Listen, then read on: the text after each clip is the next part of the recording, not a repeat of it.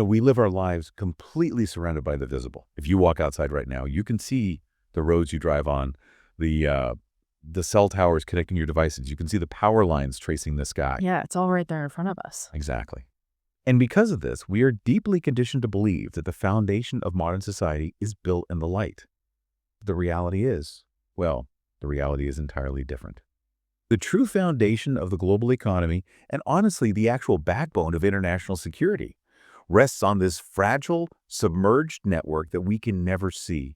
We are talking about the massive underwater cables that carry nearly all of the world's data, even sovereign borders that exist entirely in the dark, freezing depths of the ocean. It's a completely unforgiving world, and yet it's the world upon which literally everything else depends. It really is. And, that invisible infrastructure requires an entirely different kind of resilience. Well, when you look at the deep ocean, you're looking at an environment where the pressure is measured in thousands of pounds per square inch. It's a place where corrosive salt water is just constantly looking for, a microscopic weakness in your equipment, and the temperature hovers right near freezing. So today we're looking at Kraken Robotics. They trade under the ticker KRKNF, but it's important to understand that Kraken isn't a traditional technology company. Right, they're not writing standard software. Exactly. They are the entity building the eyes, the ears, and really the physical stamina for that dark, high-pressure world. They're engineering the sensory organs for the deep sea. Isn't it fascinating how we have mapped the surface of Mars better than the floor of our own oceans? Welcome to another episode of Delta Investments Deep Dive, where we go in depth and unpack our research on specific stocks and discuss the risks. And in this deep dive, we're really exploring the psychology of investing in extreme environments. Yeah, the quiet power of compounding. Exactly. We want to look at how survival in the deep sea actually mirrors survival in the markets. And, how a company can build a massive competitive advantage simply by having the ability to endure when others fail. Let's start by looking at the macro environment, because we're witnessing a massive shift that most people aren't even aware of. This is a very quiet revolution. It is. Over the last decade or so, the geopolitical battlefield has silently moved. It's shifted away from traditional terrestrial borders and, well, it's moved down to the seabed. Down to the infrastructure we just talked about. Right. Nations are suddenly waking up to a deeply uncomfortable truth, which is that they are entirely blind underwater. Completely blind. Yeah. Think about it. A superpower can track a satellite in low Earth orbit with pinpoint precision. But if an incident occurs on a critical submerged pipeline, or, say, an unknown vessel approaches a vital underwater data cable, They have no idea it's happening. they often have zero visibility. Let me stop you there, though, because if you're listening right now, you might be wondering, well, why is that still a problem? Right. We have satellites that can read a license plate from space. Why can't we just look down into the water? It comes down to the brutal physics of the ocean. Light and radio waves, they simply do not travel well through water. They just stop. Basically, yeah. They get absorbed and scattered almost immediately. You can't use GPS underwater. You can't use Wi-Fi. You can't even use standard optical cameras once you get past that shallow zone where sunlight penetrates. Which isn't very deep at all. No, it's not. So that blindness creates immense vulnerability for nations and for energy companies. And obviously, that vulnerability demands a solution. A very specific kind of solution. Exactly. The solution in the deep ocean is fundamentally different from what we see in other sectors. Survival down there, it isn't about elegant software or clever algorithms. Right. You cannot code your way out of a hull breach at 3,000 meters deep. That's a terrifying thought. Right. So survival in the ocean is about brutal, uncompromising hardware. The broader market, it often falls in love with the infinite scalability of software. But the ocean doesn't care about your code. It tests your physical limits. That is a profound distinction. And honestly, it's where I want to push back just a little bit, or at least explore the psychology of it. Go for it. Because modern investors have been so deeply conditioned by the frictionless scaling of software as a service company. And because of that deep conditioning, a physical hardware company feels like, well, a tough hold. It requires a different kind of patience. It does. But I think we forget that the ultimate competitive moat is often just physical endurance. Think about nature's harshest climates, like the deep desert or the Arctic tundra. In those environments, the extremophile organisms that thrive, they aren't necessarily the fastest. They're just the ones that have evolved to outlast the elements. Survival alone becomes the ultimate competitive advantage, and Kraken is basically building the technological equivalent of those extremophile organisms. That's a great way to put it. And when you look at Kraken's financials, you really have to view them through that exact lens. You can't look at them like a software startup. No, you aren't looking at rapid speculative hype. You're looking at the patient, steady growth of a company doing something incredibly difficult. The quiet compounding. Exactly. Let's look at their Q3 2025 results. Because they laid down a remarkably strong foundation, they reported a 60% year-over-year revenue growth, hitting $31.3 million for the quarter. Wow. And furthermore, they achieved an adjusted EBITDA of $8 million. All of this occurred while they maintained their standalone 2025 revenue guidance, Which was what, again? between $120 million to $135 million. Okay, the revenue growth is solid.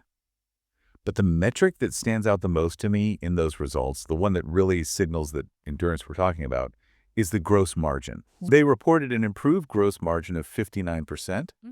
And, if you follow hardware manufacturing, margins that high are exceedingly rare. They almost don't exist in traditional hardware. Right. Usually, physical manufacturing is just a relentless race to the bottom. It's a constant battle against supply chain costs and cheap commoditization. So how is a hardware company commanding a 59% margin? Well, it comes down to behavioral psychology, actually. That 59% margin, it tells a story about fear and risk. It's what we could call a survival premium. A survival premium. Explain that. Picture this. Yeah. An offshore energy company is deploying a $100 million asset to the ocean floor. If a 50-cent sensor fails at a depth of 3,000 meters, you can't just send a technician in a van to go reboot it. Right, there's no IT support down there. Exactly. The entire mission fails, and the asset itself might be lost forever. So buyers aren't just shopping for a piece of equipment. They are paying a massive premium for certainty. They're buying peace of mind. Kraken commands that margin because they engineer reliability in an environment that actively tries to crush the equipment. It's the financial reward for doing something very few others can pull off. It's like buying a parachute. Yes, perfect analogy. You aren't going to hop on Amazon and look for the absolute cheapest option for a parachute. You want the one that is absolutely guaranteed to deploy. You'll pay whatever it takes for that certainty. Exactly. And we're also seeing this trust factor play out in their service revenue. Which has been growing significantly. Right. Following their earlier acquisition of 3D at Depth, Kraken's service revenue surged by 85%. That's a massive jump. It is. And this shift toward robotics as a service is fascinating to me because clients aren't just buying a piece of hardware and walking away anymore. They're relying on Kraken for continuous subsea intelligence. They want that ongoing relationship. Yeah. But what does that actually mean in practice? Like, what are these energy companies paying Kraken to do on a recurring basis? Well, they're using Kraken's sub-bottom imagers and acoustic cores for offshore energy lifecycle management. Okay, that sounds highly technical. It is, but to break that down simply, imagine you're laying a multi-billion-dollar underwater pipeline. Or maybe you're building the foundation for an offshore wind turbine. You can't just look at the surface of the mud. You need to know what's underneath it. Right, because of stability. Exactly. Is it solid bedrock? Is it a pocket of unstable gas? Is it a mudslide waiting to happen? An acoustic core works almost like an ultrasound for the ocean floor. It uses sound waves to penetrate the seabed and create a 3D model of what's buried beneath. So when a customer shifts from a one-time capital purchase of a scanner to a recurring service contract to constantly monitor these sites, that is the literal compounding of trust. The compounding of trust over time. I love that. And trust is arguably the most valuable asset on their balance sheet. But their actual financial balance sheet is equally formidable. I mean, they're operating from a position of absolute financial strength right now, holding a $126.6 million cash position. That is a massive cushion. It is. And in behavioral finance, we talk a lot about the margin of safety. A fortress-like balance sheet allows a company to survive the inherent unpredictability in the market. Especially in this industry. When your clients are global defense departments and massive energy conglomerates, the procurement cycles can be agonizingly slow. It takes years to get a naval contract signed. You need patient capital. You need the financial stamina to wait for those contracts to close without having to cut your research and development budget in a panic. And that financial stamina is exactly what enables strategic patience. And, when the time is right, it allows a company to make a quantum leap. This brings us to the strategic moves Kraken has made recently, which have completely reshaped the landscape. They aren't just engaging in corporate empire building for the sake of headlines. No, it doesn't seem like ego-driven expansion. Not at all. They are actively buying scale to ensure long-term survival in an industry that's rapidly consolidating. This is where I really want to challenge the strategy, though, because on March 3rd, 2026, Kraken announced the acquisition of the Covelya Group for a staggering $615 million. It's a huge number. For a company of Kraken's size, that is a massive pill to swallow. So if you're an investor listening to this, isn't there a huge risk of them overextending themselves? It's a very natural fear. Right. When a company makes a $650 million acquisition, are they buying technology or are they buying time and endurance? It's a completely fair question. But if you look under the hood, they are buying time, endurance, and a complete capability set. Okay, break that down. Let's look at the magnitude of Covelya. This isn't some speculative startup they just bought. Covelya is a massive organization. They have nearly 750 employees and a 50-year track record in underwater technology. When you combine Kraken and Covelya, their pro forma 2025 revenue projection pushes to a massive $365 million with an adjusted EBITDA margin of 24%.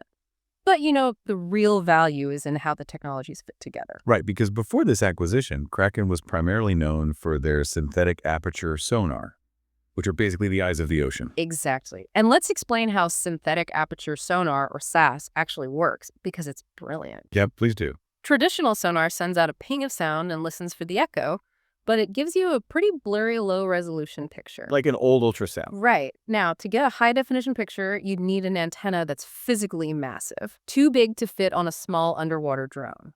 So how do they get around that? Synthetic aperture sonar solves this using software in motion. It uses a small antenna, but it takes multiple acoustic snapshots as the drone moves forward. And then it digitally stitches them together. Well, that's incredibly clever. Yeah.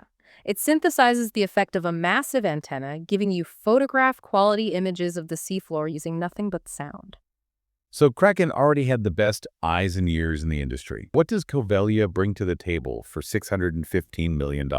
Covelya specializes in the brain and the nervous system. They do underwater communication, navigation, and dynamic positioning. Think about the ocean currents down there. If you're trying to take a precise core sample of the seabed, you have violent currents trying to push your drone around. Dynamic positioning is the incredibly complex engineering required to keep that vehicle perfectly still in three-dimensional space while it works. So it's fighting the ocean autonomously just to hold its place?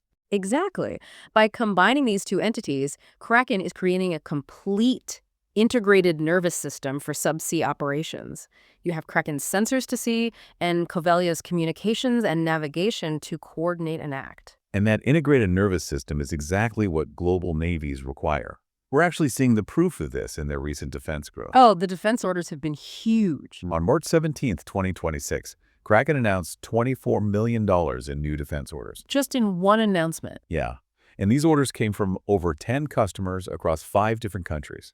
And critically, it included 3 entirely new defense customers. That's the compounding of trust we mentioned earlier. Exactly. One major example is the Polish Navy purchasing the KATFISH system for its mine hunting program. Which is such a critical application. It really is. Historically, mine hunting involved putting humans on a ship and literally sailing them into a minefield to look for explosives, which is, incredibly dangerous. Now they're towing Kraken's drones to do it autonomously. And that's exactly why defense orders are so sticky. Navies are inherently risk-averse institutions, and rightfully so. Adopting a new technology takes years of rigorous testing, validation, and bureaucratic approval. It's a slow burn. Very slow, but once that trust is established, it becomes deeply entrenched. The switching costs are enormous. Because they've trained all their personnel on it. Right. A Navy isn't going to rip out a proven mine hunting system just to save 10% on a competitor's untested product. That $24 million order isn't just a single quarter's victory. It represents the establishment of relationships that could last for decades, especially as uncrewed underwater vehicles become the standard force multipliers for global navies. But here's the catch with all these uncrewed vehicles. None of them can operate without power. That is the ultimate bottleneck. Yeah. You can have the most advanced synthetic aperture sonar in the world, and you can have perfect dynamic positioning algorithms from Covelya. But if your autonomous underwater vehicle runs out of power at a depth of 2,000 meters? It just becomes a very expensive anchor. Exactly. How do they solve the power issue? Well, battery technology is the ultimate constraint in the subsea environment. You don't have sunlight for solar recharging. You don't have air for combustion engines. You have to bring all your power with you. And building a battery for the deep sea is a complete nightmare. You can't just put a regular lithium-ion battery in a thick metal box because the pressure of the ocean will eventually find a way to crush it. It always wins. This leads to their massive battery breakthrough in January 2026, where they secured $35 million in SeaPower battery orders in a single announcement. $35 million just for batteries. Yeah, to put that into perspective, that one battery order surpassed an entire quarter's total revenue from the previous year. It's incredible. How do these batteries actually survive the pressure? They use a technique called oil compensation. Oil compensation, how's that work? Well, instead of trying to build an incredibly thick, rigid hull around the battery cells to fight the pressure, they encapsulate the electronics in a specialized non-conductive oil. Oh, interesting. Yeah. Because oil doesn't compress the way air does, the internal pressure of the battery equalizes with the external crushing pressure of the ocean. So it's not fighting the pressure at all. Exactly. The battery simply exists in harmony with the extreme environment rather than trying to fight it. It's an elegant, highly engineered solution to a brutal physical problem. It's basically the technological version of martial arts. Yeah. Using the opponent's weight against them. And to meet this massive $35 million demand, they're actually expanding their manufacturing capacity in Nova Scotia, which comes online next month. They have to, just to keep up. These pressure-tolerant batteries act as the crucial oxygen of the deep.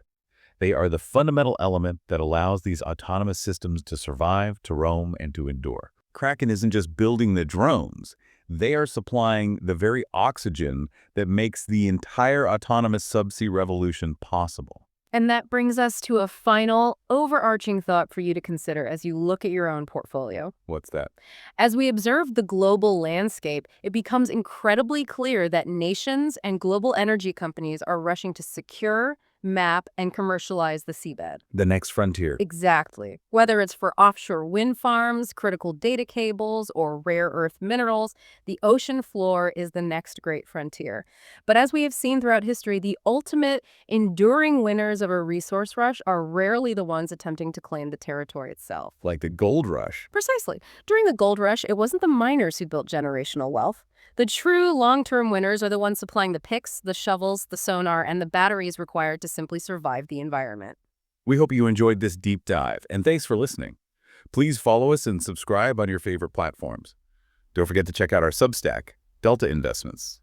Until next time. This analysis is based on publicly available information and does not constitute financial advice. Always conduct your own research before making investment decisions.